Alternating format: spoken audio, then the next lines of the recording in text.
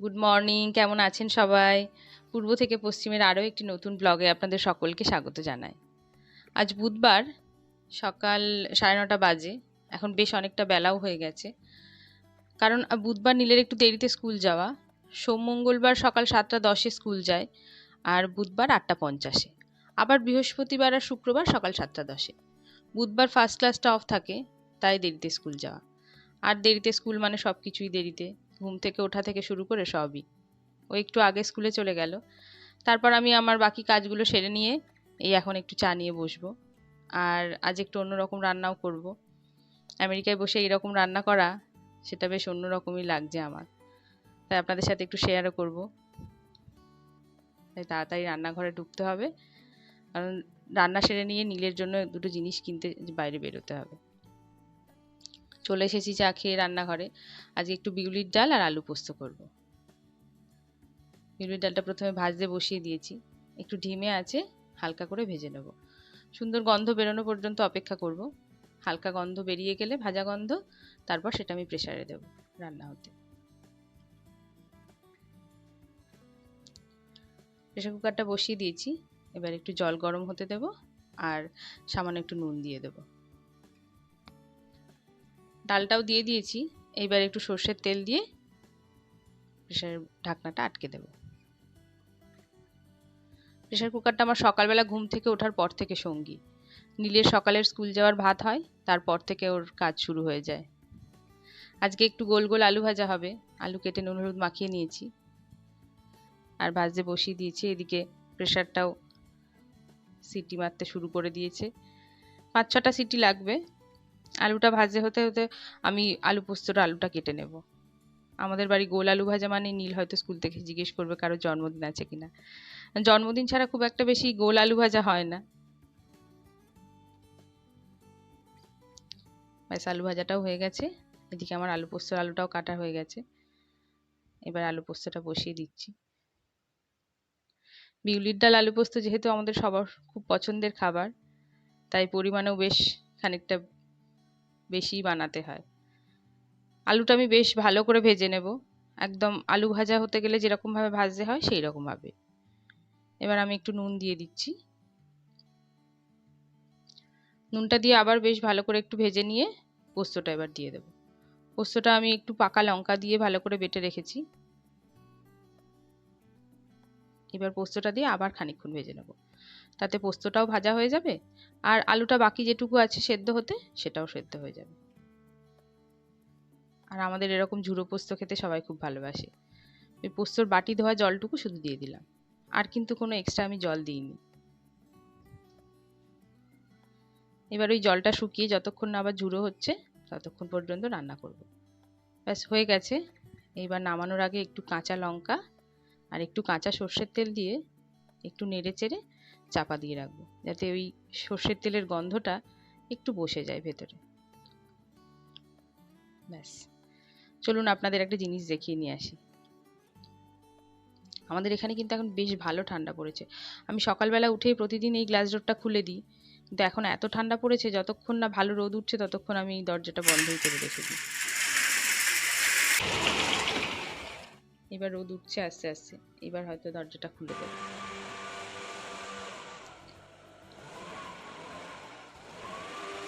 ওই যে দেখুন, প্রতিদিন ইনি সকালবেলা আসেন, আর এই ব্লোয়ারটা দিয়ে পাতাগুলো সরিয়ে দিয়ে যান, ভেতরের দিকটা রেখে দিয়ে যান। আবার একদিন দুদিন অন্তর অন্তর অন্য একজন কেউ আসেন, এসে সমস্ত এই জমা করা পাতাগুলো তুলে নিয়ে চলে যান।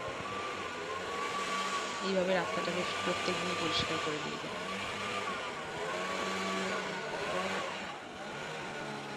বেশ ভালোই।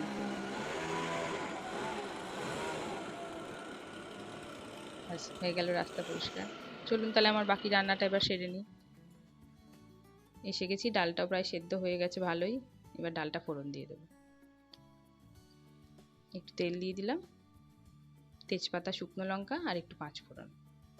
একটু খেয়াল রাখতে হবে ফোড়নটা যেন পুড়ে না যায়। একটু হালকা ভাজা ভাজা হয়ে গেলেই আমি 1 চামচ আদা দিয়ে দিচ্ছি।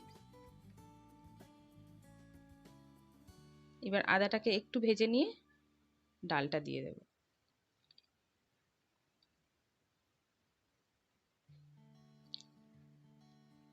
বিউলির ডালটা রান্নার বেশ খানিকক্ষণ পর ঠান্ডা হলে তখন বেশ একটু জমাট জমাট মতো বেঁধে যায়, তাই ডালটা একটু পাতলাই বানাতে হবে। খুব বেশি গাঢ় বানালে খাওয়ার সময় অনেক আরও বেশি চাপ চাপ হয়ে যাবে। তাই হলুদটা একটু জলে গুলে ডালটাও একটু পাতলা করে দিলাম। একটু কাঁচা লঙ্কা দিয়ে দিলাম, আর এবার একটু চিনি দিয়ে দেবো। নুনটা আমি আগের থেকে দিয়ে রেখেছিলাম, যদি নুনটা লাগে তবেই নুন দেবো, নইলে আর নুন দেবো না। আর বিউলির ডালটা আমরা একটু মিষ্টি মিষ্টি খাই, তাই পরিমাণে একটু বেশিই চিনি। আর এটা হলো মৌরি গুঁড়ো। বিউলির ডাল করলে তখন অল্প একটু মৌরি মিক্সির বাটিতে তো বাটা যায় না, তাই আমি বেশ খানিকটা মৌরি একেবারে ভালো করে শুকনো খোলায় ভেজে গুঁড়ো করে রেখে দিই। যখনই বিউলির ডাল করি আদা বাটা দিয়ে কষিয়ে নিয়ে নামানোর খানিকক্ষণ আগে এই মৌরি ভাজা গুঁড়োটা দিয়ে নামিয়ে নিই, তাহলে বেশ সুন্দর গন্ধও হয় আর খেতেও ভালো লাগে। এবার এই মৌরিটা দেওয়ার পর একটু ভালো করে ফুটে গেলে ডালটা নামিয়ে নেব।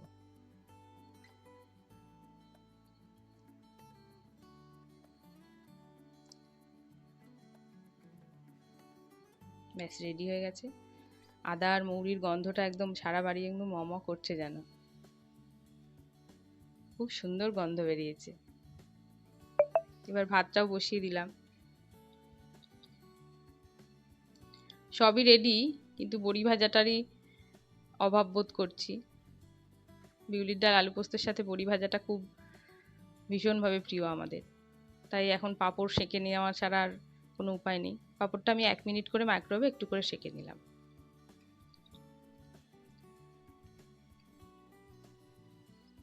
ব্যাস রেডি হয়ে গেছে আজকে আমাদের লাঞ্চ। পাঁপড় সেঁকা, আলু ভাজা, ডাল আর গরম ভাতে আলু পোস্ত। দারুণ ব্যাপার, লাঞ্চ একদম জমে যাবে। নীল স্কুল থেকে আসার পর আমরা বেরিয়ে পড়েছি। আমরা আজকে যাচ্ছি নীলের স্কুলেরই দুটো জিনিস কিনতে।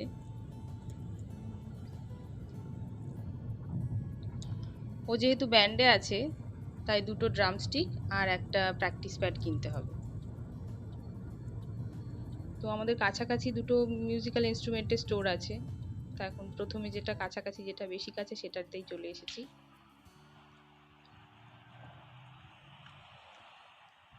এই যে গিটার সেন্টার, বাইরে থেকে দেখে তো মনে হচ্ছে বেশ বড়, আর পার্কিংও প্রচুর গাড়ি দাঁড়িয়ে আছে, হয়তো ভেতরে অনেক লোকজনও আছে। যাই গিয়ে দেখি, চলুন তাহলে।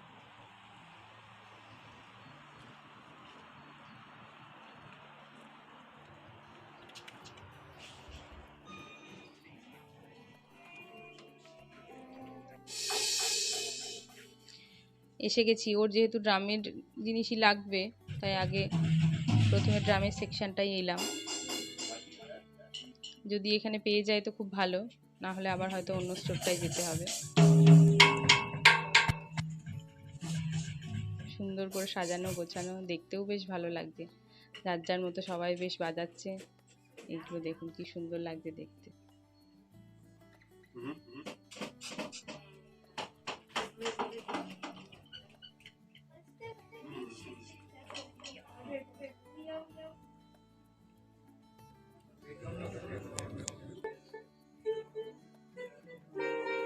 এই যে এই সাইডটা আবার গিটারের, আর ওই কোনাটা দেখছেন ওটা উকুলেলে।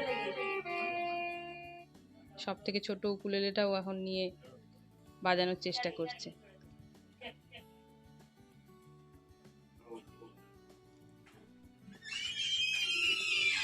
এখানে আবার একটা স্ট্যান্ড উকুলেলে।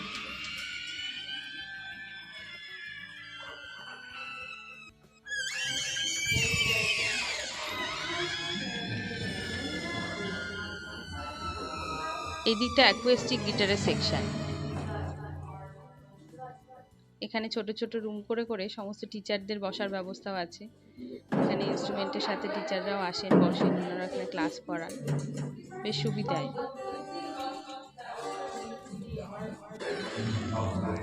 আর এই দিকটা সব ইলেকট্রিক গিটার।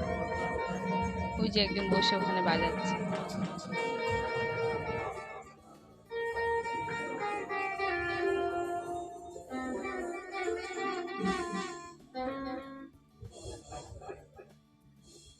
বিশাল বড় স্টোর।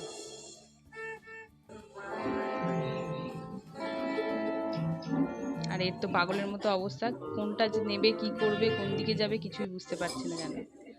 চলে এসেছে আবার আর একদিকে, এদিকটা আবার বেস গিটারের সেকশন।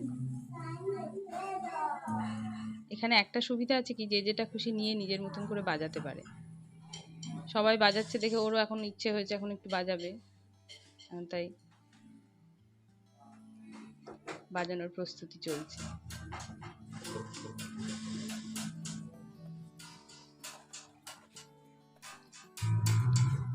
এদিকটা খুব সুন্দর করে সাজানো।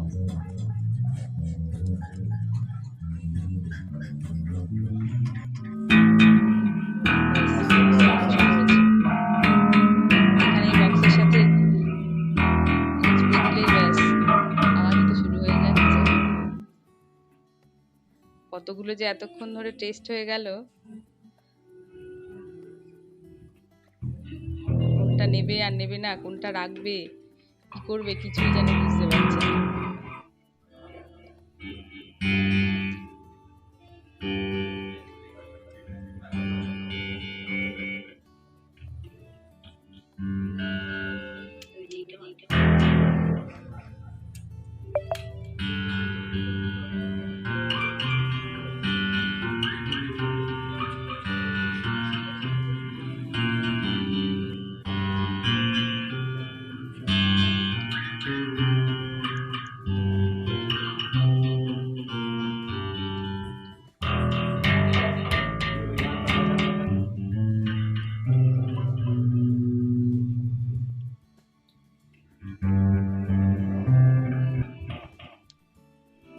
এ চলেই যাচ্ছে, এ আর থামবে না, কখন যে শেষ করবে কে জানে।